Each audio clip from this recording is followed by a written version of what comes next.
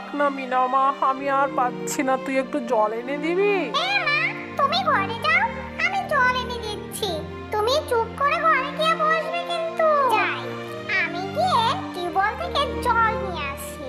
এইভাবে আমি মাকে অনেক জল তুলে দিতে পারবো। আমি তো পাচ্ছি, আমি অনেক বড় হয়ে গিয়েছি। যাই, এই কলসিটা ভর্তি হয়ে গেছে, আমি ঘরে ঢেলে রেখে আসি।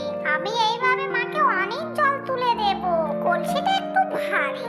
এই ভোলা, যা, আমাকে ঠেলা দিলে আমার তো কলসিটা ভেঙে যাবে। রাজু, খেলাটা বন্ধ কর, আমার কলসি তো পড়ে যাবে।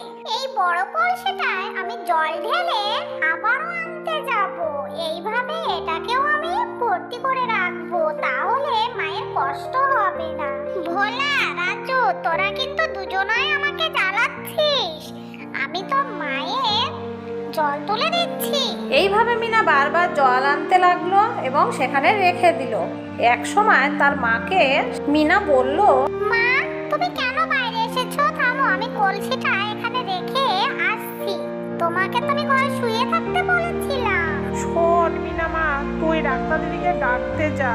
ঠিক আছে মা, তুমি এখানে বসো, আমি তাড়াতাড়ি গিয়ে ডেকে আনছি। মিনা এই কথা বলে সে অনেক ছুটতে ছুটতে ডাক্তার আনতে চলে গেল।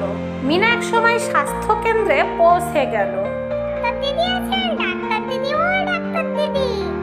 আরে মিনা যে, এত হাঁপাচ্ছ কেন, কি হয়েছে? আমার মায়ের অনেক শরীর খারাপ, আপনি তাড়াতাড়ি চলুন আমাদের বাড়িতে। মিনা, একটা ভ্যান ডেকে নিয়ে আসো, আমরা ভ্যানে করে যাব, তাড়াতাড়ি যেতে পারবো। আচ্ছা ঠিক আছে, ভ্যান কোথায় পাই দেখি। ওই তো একটা পুকুরের ধারে ভ্যান আছে, কিন্তু ভ্যানে তো দেখছি তালা মারা আছে। আমি এখন কি করি? ভ্যান কাকু তো, ও ভ্যান কাকু, এসো না গো, আমার খুব দরকার ভ্যানের। ভ্যান কাকু, ভ্যান কাকু, যা, কাকটা তো চাবিটা নিয়ে চলে গেছে। মিঠু, চাবিটা তোকে নিয়ে আসতেই হবে, যা, তুই কাককে তাড়া কর। টিয়া মিঠুটা মিনার কথায় সে কাককে তাড়া করা শুরু করে। এক সময় কাকটা হাঁফিয়ে যাওয়ায় সে চাবিটা মুখ থেকে এক জায়গায় ফেলে দেয়। ঠিক সেই সময় টিয়াটা তখনই সে চাবিটা মুখে করে তুলে নেয়। মিঠু যখন চাবিটা নিয়ে আসছে খুব সাবধানে, কাকটাও তার পিছু নিয়েছে তাকে ঠোকা দেওয়ার জন্য।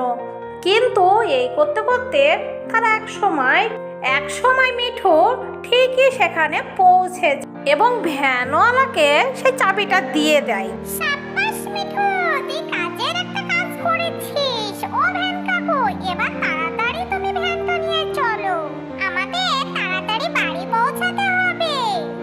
ভ্যানওয়ালাও মিনার কথা শুনে জোরে জোরে ভ্যান চালিয়ে তাদের বাড়িতে এসে পৌঁছালো। ও ভ্যান কাকু, এই তো আমরা বাড়ি চলে এসেছি, তুমি এখানেই দাঁড়াও, আমরা এখানেই নামবো। ও ডাক্তার দিদি, ওই তো মা বাইরে বসে আছে, আসুন, এখানে আসুন।